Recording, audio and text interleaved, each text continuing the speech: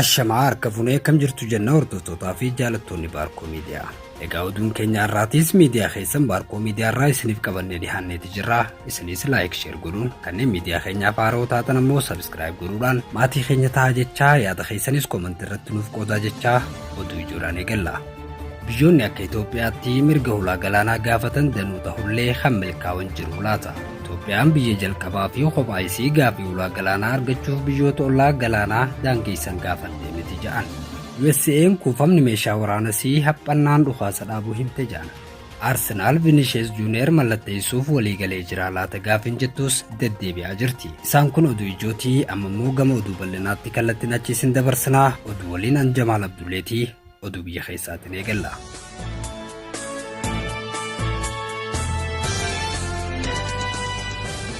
Biyyoonni akka Itoophiyaatti mirga hulaa galaanaa gaafatan danuu ta'ullee kan milkaa'an jiru laata gaafin jettus jirti. Itoophiyaan biyya jalqabaa fi kophaa isii gaafii hulaa galaanaa argachuuf biyyoota ollaa galaanaa daangeessan gaafattee mitis jedhan. Itoophiyaan biyyoota kaanirraa wanni adda godhu garuu abbummaa hulaa galaanaa dhabdee turte deeffachuu fi humna waraanaa achirratti ijaaruu barbaadu isiitis jedhama.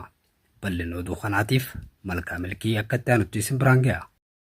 Biyyoonni hedduun gaafii hulaa galaanaa wal fakkaataa dhiyeessanii fi ammallee gaafachaa jiran baay'eedha. Haa ta'u malee bakki argama Itoophiyaa naannoo galaana diimaa iddoo geejjibni galaanarraa kan addunyaa hedduun qaxxaamururraa osoo baay'ee hin fagaatin ta'ee osoo jiruu hulaa galaanarraa daangeffamuu isii kanaas mootummaan Itoophiyaa amma biyya bulchaa jiru shira itti yaadamee isarratti xaxame akka ta'etti amana. Addunyaan daldala galaanarraa kanaan oomisha baasuu fi galchuun dorgommii guddaa keessa jirti. Kanaaf biyyoonni hulaa galaanaa hin qabne kallattiinis ta'e alkallattiin karaa ittiin rakkoo kana furatan soqochaa jiru. Biyyoonni hulaa galaanaa hin qabne karaa dippiloomaasii waliigalteewwan yookiin jiddu seentummaa dhaabbilee naannootiin kanneen gaafii isaanii milkeessanis jiru. Biyyi Afrikaa baay'ina uummataan sadarkaa lammaffaa irra jirtu Itoophiyaan Eertiraa irraa cituu hordofee eega bara 1993 biyya lafaan marfamte taatee as yookaan immoo karaa galaanatti ittiin baatu hin qabne taatee bubbultee jirti. Sababa kanaafis Jibuutiif qaraxa guddaa kafaluun buufata doonii Jibuutitti fayyadamaa jirti. Gaafiin mirga hulaa galaanarraa argachuu irratti seerri idil addunyaa na deeggare jechuun eega yeroo dhiyootti as gaafii kana ibsuun gama biyyoota ollaa biraattis xiyyeeffannoo keessa galtee jirti.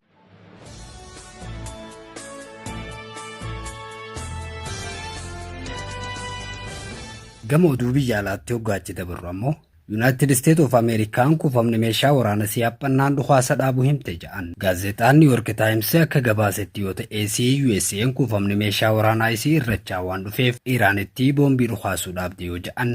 White House ammoo sabtiidheen gaddaa ibsa baaseen pirezidaantii Donald J. Trump waa'ee Iraan ilaalchisee filannoon hundi minjaala irratti ta'uu qaba jechuun dubbatan. Ameerikaa fi Iraan gara waraanaatti eega seenanii gara ji'a 5 booda Teheraan halkan dabree haleellaa misaa'ilaa tokkollee osoo irratti hin raawwatin bultee jirti jedhan.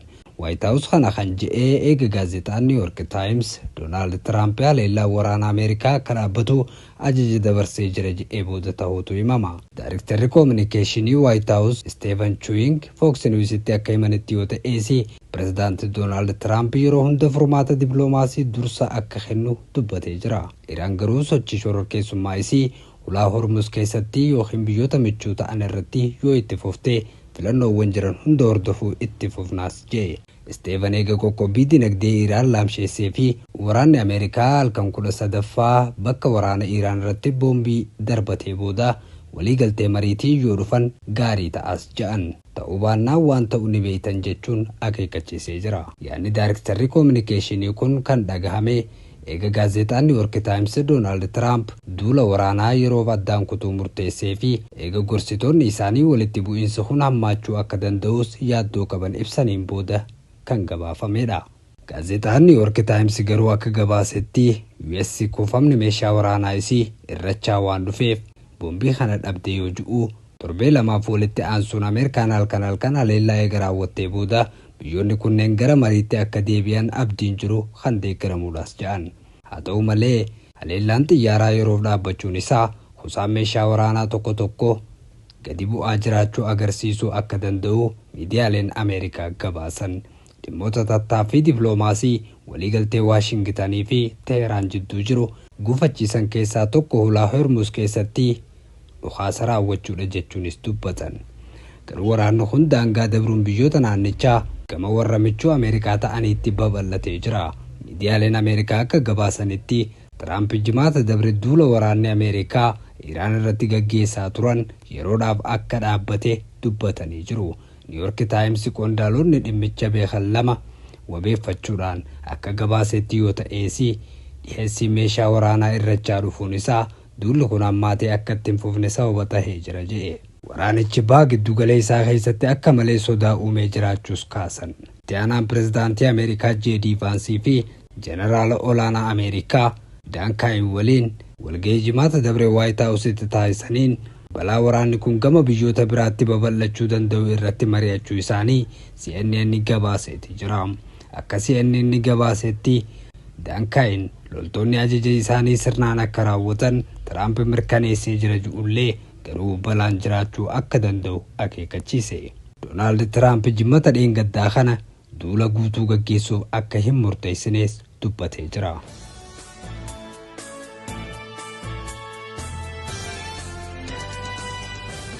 Gama oduu ispoortiitti hoggaachii dabarru ammoo Arsenaal Vinicius Junior mallatteessuuf waliigalee jira laata gaafiin jettus deddeebi'aa jirti. Vinicius Junior gaafii Arsenaal kana ni fudhatamoo ni didatan jettuu fi isaan biroo waliin bal'inni oduu kana akka itti aanutti isiniif dhiyaata.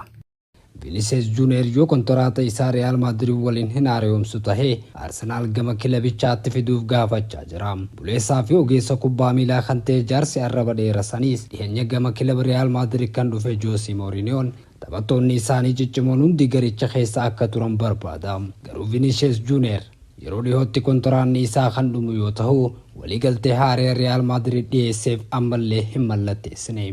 Kanaan dura waa'ee mindaa isaa ilaalchisee akka waliin gallee fi Kylian Mbappé waliin qixa akka kafalamuuf gaafachuun isaa ibsamee jira.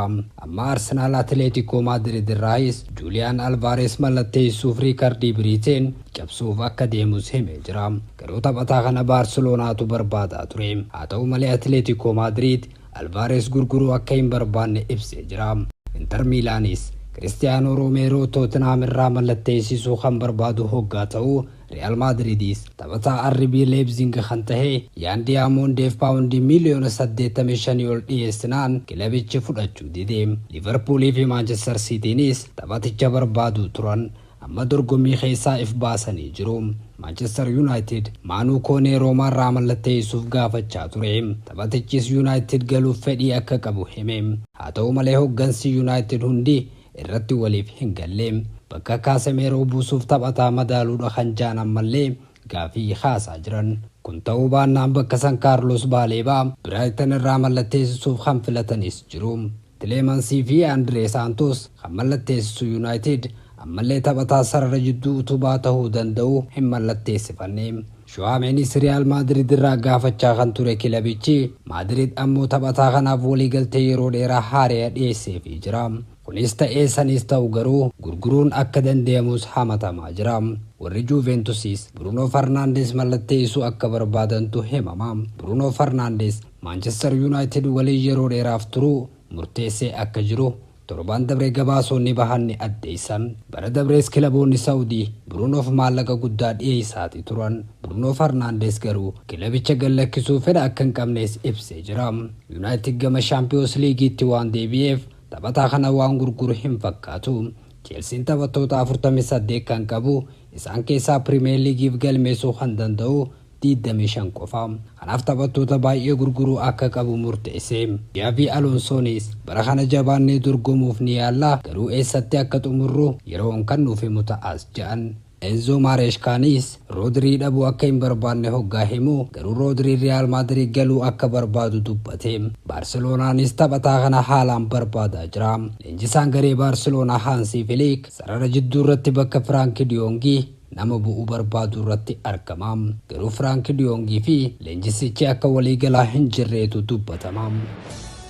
Egaa kabajamtootaa fi daawwattoota Baarkoo Miidiyaa oduun keenyarraaf qabannee isin biraan gahaa turre isaan gammaatti hordofaa turtan kana fakkaata.